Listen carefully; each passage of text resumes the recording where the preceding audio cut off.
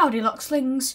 The episode Charades is often considered to be one of the worst episodes in Bluey, mostly for its usage, or overusage, of Muffin, who is considered to be one of the worst characters in the show. Now, I disagree with these statements. I think this episode is great, amazing, but why do I find it good when so many people find it to be the exact opposite? Part 1. The plot of this episode is that Bluey, Bingo, Socks and Muffin all visit Nana's house and play a game of charades. Bingo is given a ballerina card, and shortly after Muffin goes up and demands to be a ballerina too. Now, this is the first problem that many people have with this episode. Muffin is too demanding and doesn't get comeuppance or doesn't change. Now, this argument does have merit, but it ignores several things. For starters, Muffin is generally kind throughout the episode. She's only angry for about 2 minutes 55 seconds of the entire episode. The rest, she may be a bit impatient, but certainly bearable. Additionally, I don't think the "this is a bad example" argument holds much water either, as viewers of any episode will relate and empathise with Bluey and Bingo, the protagonists, or at least they will more than any side character usually.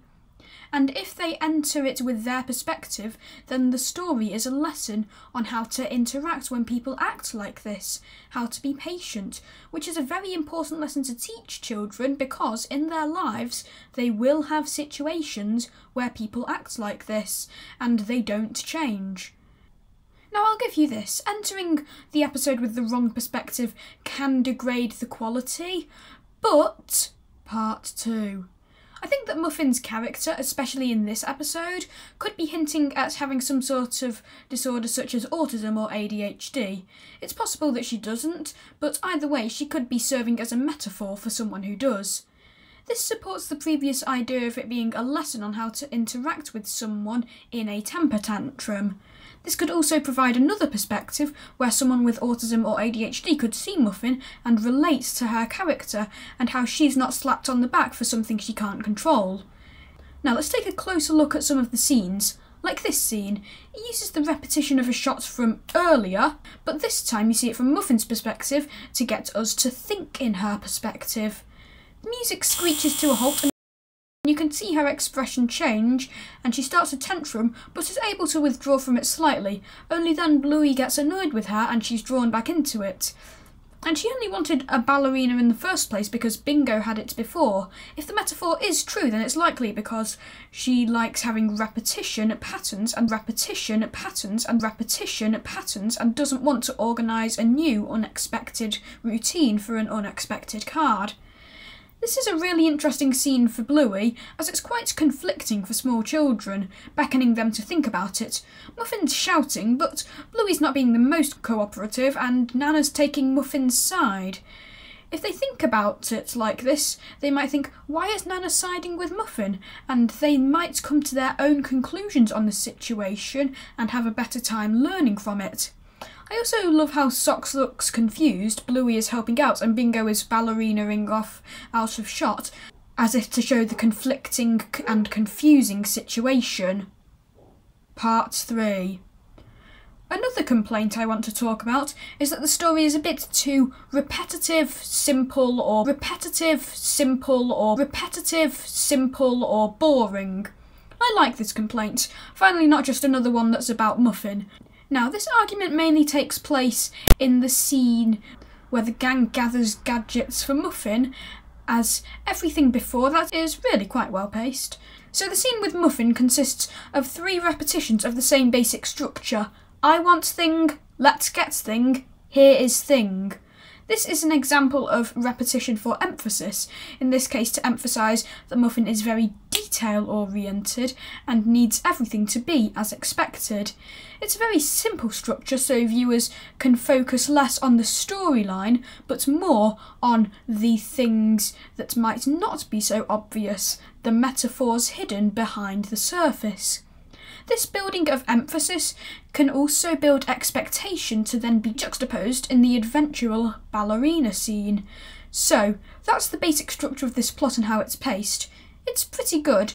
It's also supported by Bluey's usual amazing character work, animation and musical score, and it manages to make each section different enough, with the squabbling for the ballerina card, or the background details whilst the doggies get a tutu, or the lesson when they're getting the music book. I made a semi-decent video about pacing half a year ago. Sorry, I have a dog in my throat. And I feel this episode checks many of the boxes I stated there rather well. Morphing around emotions you want your audience to be feeling, making it slower when you really want them to think, as well as being split into several sections to make it go by a bit more quickly or enjoyably. So that's why I think the pacing is good, though this is entirely subjective, so someone may still not like it in spite of all of this, and that's fine. I just wanted to justify why I felt that it's not bad. Part 4. Speaking of the ending, it's really well handled. It's not too grandiose, it's just a simple, calm payoff that nicely wraps up the character arcs that have been set up to this point. It's a good payoff with Muffin utilising all three of the built-up elements together. The girls pretend to not know what Muffin was acting to make it more enjoyable for her, and Socks, who has mostly been sidelined to a background role, gets to guess what the card was and gets it right. So, overall, it's just really nice to see that everyone's arc is tied up in one nice scene, including Nana's arc trying to satisfy Muffin whilst also not put too much work on Bluey and Bingo. Actually, Nana's arc kind of brings the entire story between the elements on Muffin's side and her side of the metaphor and Bluey and Bingo's side of the metaphor together. This is why it uses the grandparents' house as a set at all, as opposed to Bluey or Muffin's house, as this metaphor requires a very specific character to work.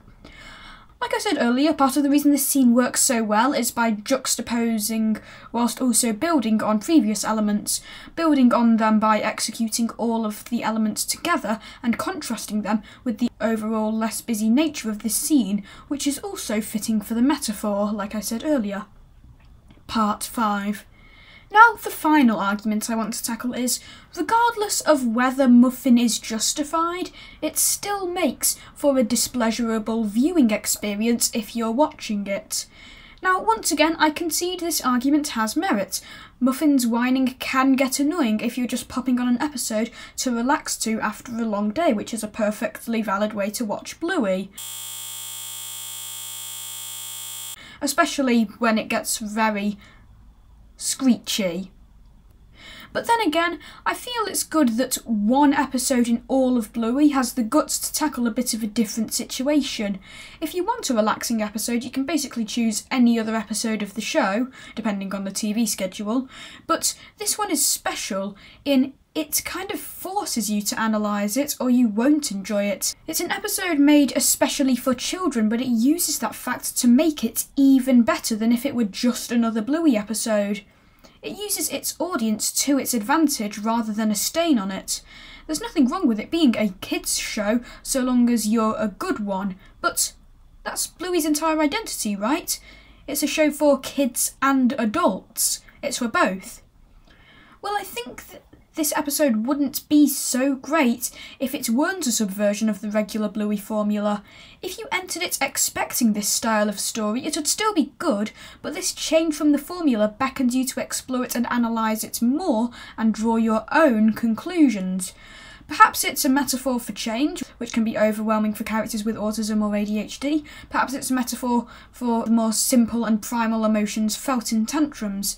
I hear you saying, "You're surely overanalyzing this, MaxSox80. Surely this can't all be intentional." And perhaps it isn't. But this is what happens when you write a story well. Metaphors like this will naturally come together. Part 6. So, the final verdict. This episode is very good. It portrays a good lesson for people on either end of the story, whether it's a lesson of patience or it's a lesson that there are people to help you. The episode also portrays this message well, with its pacing, concept of the game of charades, along with Bluey's usual great comedy, character work, visuals and music. I wouldn't say it's quite as good as Copycat, but of all of the 2 episodes I've reviewed, This comes in second place. It makes the best use of Muffin out of any episode by far, but Copycat is just a bit more enjoyable to watch as a whole. Okay, goodbye.